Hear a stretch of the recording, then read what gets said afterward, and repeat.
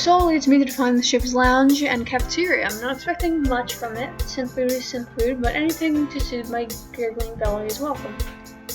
Welcome to the ship's lounge. It's all rigged since. Watch out! In front of me, all I can see is a black boat whiz past the front of my face. It passes so close and so fast that I can feel the wind rushing across my hair. With a mighty tug, Soul grabs the back of my uniform and yanks me back.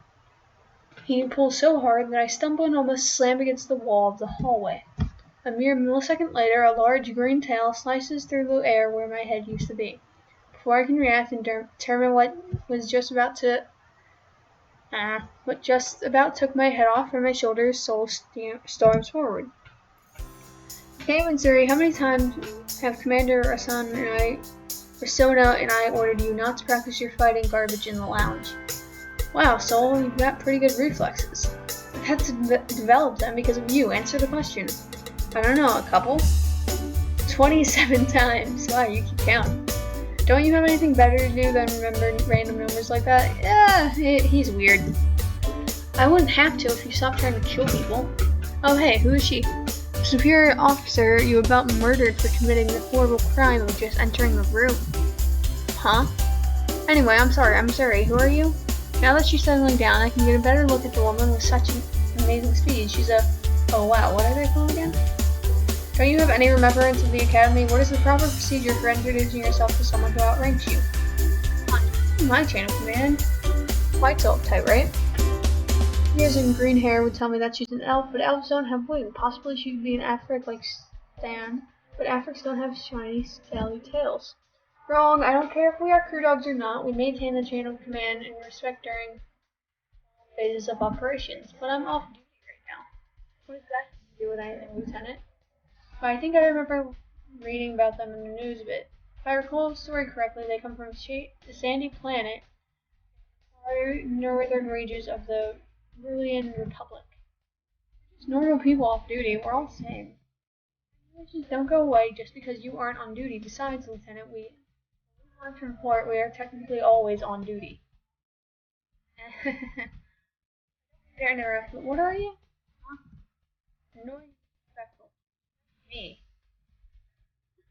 I'm sorry, that came out wrong. I've never met anyone of your species before, and I can't remember what you're called. Dreamins. They originate from the planet Onathon. Onathon is northern ruled, right? Italian. Our dear lieutenant and her elk skills to the loyal empire.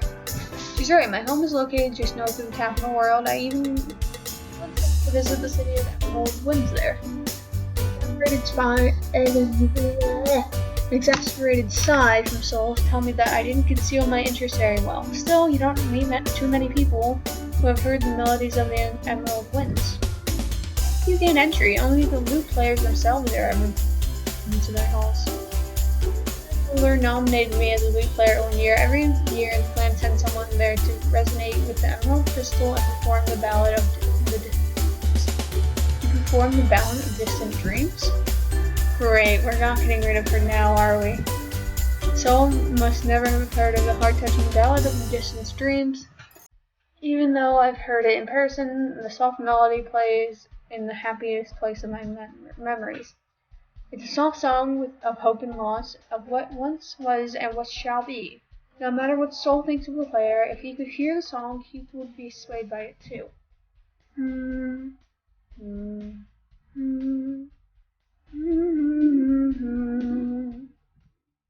That's it. Wow, you really know it. Of course I do. It's so beautiful. I love it, but I suck as a lute player, and I can't beat my... Oh, I skipped it. Big surprise. But a warrior has to be both a master of the sword and of culture, so I practice it anyways. The elders stressed that a lot to me during my training. Warrior doesn't bother with such weaknesses. They also stress respecting your elders. Really? Big surprise.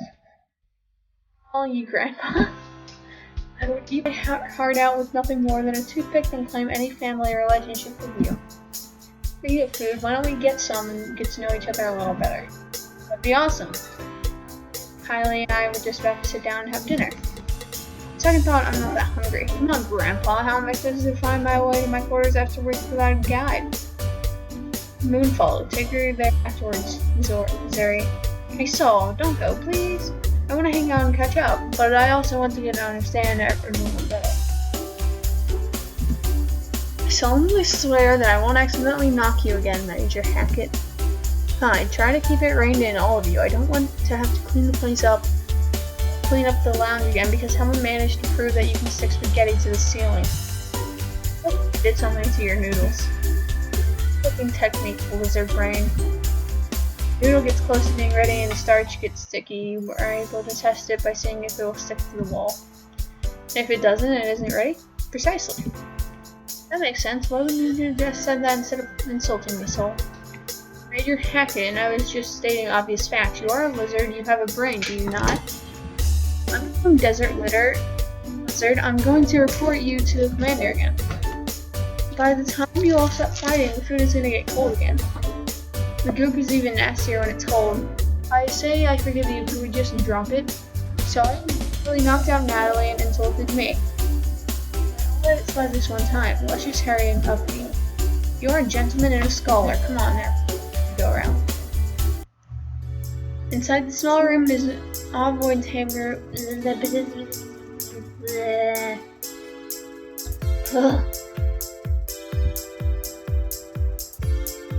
Inside the small room is an ovoid table with few gray and black chairs surrounding it. Actual chairs with proper covering, mind you, not the ripped fighter ejector seats I had to scrounge up. To the side, I can see a synthesizer for making the usual mush, as well as a few other devices, an oven, a refrigerator machine, and some limited space for food preparation. Out of those machines because so diverse, and every species has their own taste and nutritional requirements, the synthesizer needs to be able to adapt to everyone. Which means it produces some rather bland and on food. All that, if that still, when I haven't had anything to eat all day, I can take whatever I can get. Zeri motions to sit next to her with a Murray hat on the back. I take it, eager to discover the inner workings of someone who has seen such a marvelous place. Spaghetti with Alfredo sauce? Were you expecting me to visit?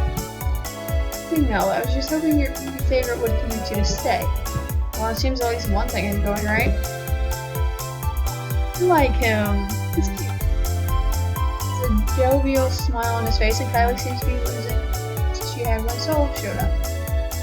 No, I think Sol was wrong about this. If the rest of the crew were as interesting as these people, I think this may be an acceptable post. The standard issue blue sits in front of me for nary a second before I pounce. Maybe no wild creatures that may try to steal it from me anymore. Habits don't die easily. Natalie, could I ask you a personal question? It's major. Forget it. I'm fine with you all. Woohoo! Thanks. She is thanking Sol for finally giving up, or me, I dare not ask. Why did you join the Force? The age-old question of all deep space adventurers. Well, I was hoping for something like if I had a romantic relationship with Sol or something. That one is embarrassing.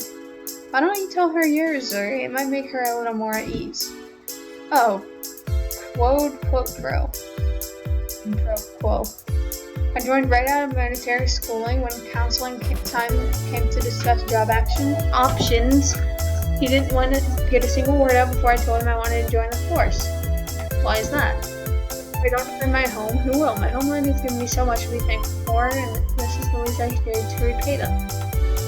Many offers to join professional basketball, but I turned them all down. To join both Beyond's Olympic track team. Believe that one. Why not? Look at, but I'm one of the fastest runners you'll ever see. Good, I always like my security offers being able to run away really fast. To me, my protection. Alphonse could not have been more wrong. Zeri's reason is so audible with pride, it makes mine look so ugly. I joined because I always wanted to work on fighters. They were always so fast and so cool when I saw them zipping through the air at the Duster Station. Why didn't you try to become a pilot instead? Sol was one. Well, I was better at fixing than I was at flying. What she's saying is she couldn't see over the dashboard. Who makes seats for my height, so I was rejected. Sorry to hear it. I'm not. We've been flying garbage cow with nothing but sun. She wants to hear that her important than your stomach.